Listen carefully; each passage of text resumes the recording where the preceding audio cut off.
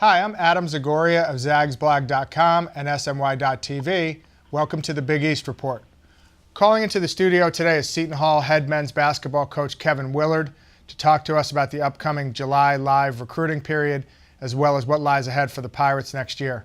Kevin, how you doing today, buddy? Good, Adam. How are you? Great. Thanks for calling in. Appreciate a few minutes. No problem. Kevin, obviously your first year in South Orange there was a tough transition. You came over from Iona. Right away, Herb Pope has the heart problem. He's injured and kind of not himself for the whole year. You lose Jeremy for 13 games with a wrist injury. A couple guys off the court issues leave the team. Just talk about how tough the season was for you and how glad are you to kind of have that over with. Well, it was difficult, Adam. It was difficult in the fact that, I thought after, even when Herb finally came back, he didn't touch a basketball till October.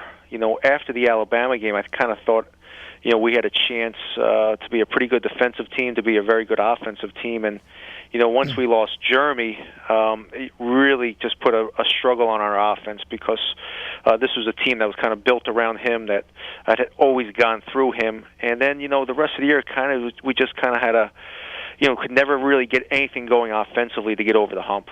Yeah, obviously you finished 13 and 18. I know that was disappointing for you, and I'm sure a lot of the fans. Now, as we go into your second year, Kevin, what specifically can the Seton Hall fans expect in terms of your style of play and, expectations for the season? Well, the good thing is we still have, a couple guys returning from last year's team. I expect Herb to have a really great year. It's going to be his first time in a long time where he's going to be able to play basketball all summer, come in shape. Jordan Theodore is already having a great summer, and Fuquan Edwin's really improving. He's already gained 15 pounds of muscle. So, we have some older guys, but we're going to have almost 7 new guys on roster. So it's going to be a little bit of a transition period, getting the new guys involved with the old guys. But, again, guys like Patrick Otta, who started playing really well at the end of last year, we look for him to step up his game. So it's going to be a little bit of a transition. The good thing is we have a lot more home games this year than we did last year, and I think that will help us, in December to get ready for the Big East schedule. Obviously you lose a guy like Jeremy who's a, guaranteed 20 to 25 point scorer a game. How do you make up those points, Kevin, and how much can we expect out of Herb Pope? I think if this guy's healthy, he can terrorize the rest of the Big East and potentially play his way into the NBA. What are your thoughts on that? No, I agree with you 100%, Adam. And that's the thing, that's what Herb's focused on right now this summer. He's really getting after it in the weight room. He's playing a lot of basketball. He's doing a lot of skill work. This is something that, I don't think you can replace Jeremy's 25 points. He was one of those just natural freak scorers that any one time could put it in the basket. But I think what we need to do is Jordan Theodore needs to step up 4 or 5 points a game. Herb needs to step up 5 points a game. Fuquan Edwin, and we need to see a big jump out of one of the young freshmen. And then, obviously you have this pretty exciting class coming in, a couple names. Aaron Cosby, the guard out of Northfield Mount Herman. Kevin Johnson, the big man from California. Brandon Mobley, another forward. First of all, do you expect all these guys to be on campus and in uniform when the season starts? And what can you tell us about those 3 guys there? Yeah, that's the goal, Adam. Right now, starting this summer period, we'll have all freshmen on campus. Besides Big Kev, he's finishing up right now. It's tough for the California schools get out so late to get him back over here. So he's finishing up school, but we'll have all of the freshmen on campus. Aaron Cosby and Brandon Mobley and Sean Grennan have already done one summer school session, so I'm excited about that. Freddie Wilson and Harold's is coming over, so we're going to have our whole team together for the first time since I've been here, so I'm excited about that. They're going to work hard together. They're going to, start finding out about each other, and I think that will help us early in the year to kind of figure out where everybody's going to fit.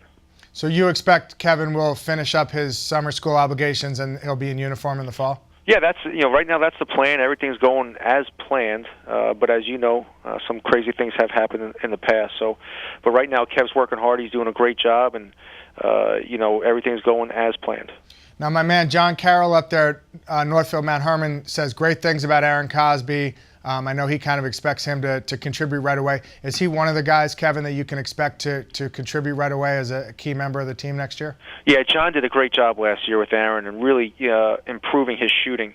And that's something that, Aaron's already been doing really well so far this summer. Played really well in a summer league game down in the Jersey Shore, and Aaron's, guys that come from prep school, it's almost like you're getting a little bit more of an advanced player than most freshmen because it's just another year of maturity. So we're going to have to expect big things from all these freshmen, Adam, just because of the fact that we only have 5 guys. We don't have any juniors in the program besides Eugene Teague, who's a transfer who will be sitting out. So that's something that we're trying to address, is getting a little more balance in our recruiting.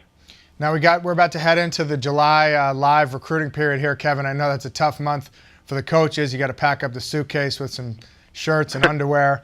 Give us a little peek. What camps will you and your staff be attending?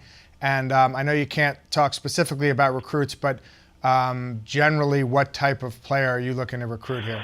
Well, going into next year, I really think we're probably going to need another point guard, probably a 2-guard, and a power forward. So we're going through that transition right now of we're in good with a lot of really great players. I think the 2012 class is terrific. The 13 class I think is just as good. So we're going to spend obviously a lot of time following the 12s around, but again, we're in good with a lot of 2013 kids. So we actually might spend. We're actually getting to the point where we might be able to spend a little bit of time of getting ahead. Which in this conference, as you know better than anybody, you got to be recruiting the 13s and 14s now, or you're going to be falling behind. Absolutely. Well, obviously, there's a couple, local guards here in the New York, New Jersey area in 2012 that I know you guys are keeping your eye on. Kevin, maybe we can get a cheesesteak down in Philly. I look forward to seeing you down there, buddy. That sounds good, Adam. Thank you so much for your time. All right, take care. Thanks for calling in. Be sure to keep checking in at zagsblog.com for all the latest recruiting news and notes. Thanks for watching. We'll see you next time.